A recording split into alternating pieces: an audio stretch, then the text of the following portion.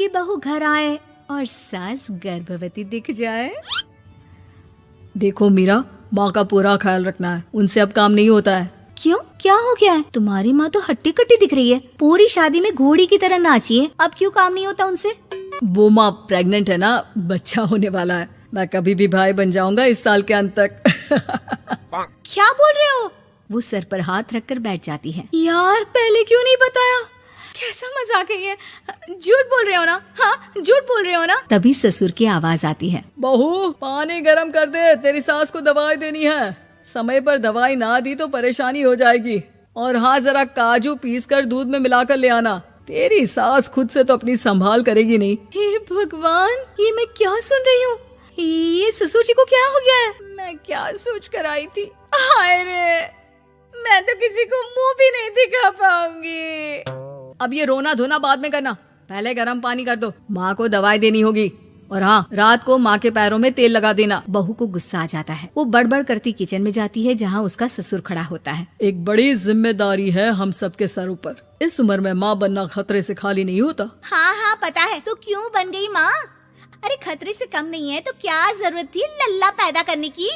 कैसी बात कर रही हो बहू? क्या तुम खुश नहीं कि घर में एक नया मेहमान आएगा, छोटे छोटे पैरों से पूरे घर में घूमेगा? पिताजी, ये हाथ जोड़े आपके, आप यहाँ से जाओ। ये शायरी बाद में बताना, अभी मैं पानी गरम करके थर्मस में दे देती हूँ। सारा दिन पिलाते रहो गरम पानी। और हाँ, ये बच्ची की बात बार बार मुझसे कोई नहीं करेगा। बहू का पारा अब चढ़ा ही रहता था। वो काम तो सारा करती, लेकिन किलस किलस कर। मीरा सारे काम से फुर्सत पाकर बैठी होती है कि माँ का फोन आ जाता है। बेटा, बहुत बड़ी जिम्मेदारी है तेरे सर पर, अच्छे से निभाना। ससुराल में हर किसी को खुश रखना वैसे तो मुश्किल है, लेकिन भगवान ही हिम्मत देता है बहू को हर कुछ सहकर सबको खुश रखने की। क्या बड़बड़ किए जा रही हो माँ? जानती भी हो कि यहाँ क्या चल रहा है? मेरी सास, अरे तेरी सास तो देवी है देवी। कितने खुश हो रहे थे सारे तेरी सूरत देख देख कर। पता नहीं जैसे बहू नहीं कोई मन मांगी मुराद मिल गई हो उन लोगों को। अरे बात तो पूरी सुनो। मन मांगी बुरा तो पूरी हुई है। अरे मेरी सास को बच्चा होने वाला है, प्रेग्नेंट है वो। क्या बकवास कर रही है मीरा? ये बात किसी को कहना मत। मुझे तो बता दिया, लेकिन अब अपनी जबान सिल ले। कहाँ है तेरी सास? बात तो करा मेरी। पूछू जरा, पोता पोती खिलाने की उम्र में खुद का बच्चा खिलाने का शौक कहाँ से आ गया? और आया भी तो बताना तो चाहिए था। अब क्या नाक कटाने के लिए हम लोगों से रिश्ता जोड़ा है? रुक, तेरे पापा से बात करती हूँ। मीरा फोन रखकर लेट जाती है। वो एक सपना देखती है कि उसकी गोद में एक बच्चा खेल रहा है। भाभी की गोद में कितना खुश दिख रहा है ना, लग ही नहीं रहा कि भाभी है। मैं तेरे लिए क्या लाया हूँ, सोने की बालियाँ। तेरी शादी में तो मैं बुढ़ा हो जाऊंगा ना। अरे कैसी बात कर रहा है बेटा, इसकी जिम्मेदारी तो तू ही लेगा। हम लोगों का तो कोई भरोसा नहीं, कब ऊपर वाला उठा ले। बहू को सास को देख देख कर गुस्सा आ रहा था। तभी वहाँ पड़ोसन आ जाती है। अरे बहू, तुझसे तो पूछने से भी डर लगता है कि कब खुशखबरी सुना रही है। अब तो अपनी 1 महीने की ननद की ही जिम्मेदारी संभाल ले, बहुत है। अपने जेवर भी रख देना और पैसे भी जमा करना शुरू कर दे। वो बात आगे बढ़ाती उससे पहले ही बहू जोर से चिल्लाकर उठ जाती है। नहीं नहीं नहीं नहीं, मैं अपने जेवर किसी को नहीं दूंगी। अरे कौन ले रहा है तुम्हारे जेवर? तुम औरतें भी ना सपने में भी जेवर ही संभालती रहती हो। मैंने जो सपना देखा है ना, सुनोगे तो होश उड़ जाएंगे। अच्छा, तुम अपना सपना बाद में बताना, पहले मेरा सुनो। कल मैंने इतना अच्छा सपना देखा कि अगर वो पूरा हो जाता है ना तो मैं तुम्हारे लिए रानी हार बनवा दूंगा। बहू अब सारे गम भूलकर पति का सपना सुनने में लग जाती है। अरे क्या सपना था बताइए ना, बोलिए भी तो, क्या सपना है? मैं पूरा कर दूंगी अगर बात रानी हार की है तो। बोलिए बोलिए।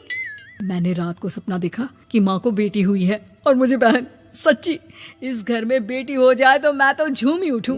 मीरा का मुंह बन जाता है, वो चुप हो जाती है और सपने की बात याद करती है कि बेटी हुई तो उसे ही अपने गहने उसे देने होंगे। फिर तो रानी हार की जरूरत पड़ेगी ही। भाई लड़की बड़ी होगी, उसकी शादी होगी तो जेवर तो चढ़ाने ही होंगे ना, कहाँ से आएंगे वो? कितनी समझदार हो तुम मीरा। मैंने भी यही सोचकर तुम्हारे लिए रानी हार लेने का सोचा था। अरे फूटी किस्मत मेरी, जो ऐसा परिवार मिला। मेरे पापा की तो मैं अभी क्लास लगाती हूँ, जो सब जानते हुए भी ऐसे परिवार में मेरी शादी कर दी। बहू पिता को फोन लगाने ही वाली होती है कि ससुर की फिर से आवाज आती है। बहू, गरम पानी ले आ जल्दी, थर्मस में खत्म हो गया है। बाद में खबर लेती हूँ मैं पापा की। पहले सास को गर्म पानी दिया हूँ। बहू अभी किचन में काम कर ही रही थी कि मीरा के मम्मी पापा आ जाते हैं। वो हाथ में ढेर सारे फल लेकर आते हैं। मीरा के पिता मीरा के ससुर से कहते हैं, लीजिए भाई साहब, ये फल रखिए, बहन जी को खिला दीजिएगा। वैसे कैसी है उनकी तबीयत? बस पता तो है आपको, ऐसे वक्त में जो होता है बस वही सब। मुझे तो सुनकर बहुत गुस्सा आया था, लेकिन चलिए, भाग्य में जो है लिखा उसे कौन टाल सकता है। डॉक्टर को दिखाए? हाँ हाँ, बस डॉक्टर आने ही वाला है। अच्छा हुआ आप लोग भी आ गए। उतने में एक सुंदर सी लेडी डॉक्टर आती है। पेशेंट कौन है आप? अरे नहीं जी, मैं तो बहू हूँ इस घर की। मैं तो अभी सोच भी नहीं सकती पोता या पोती के बारे में। अभी तो मेरी सास ही।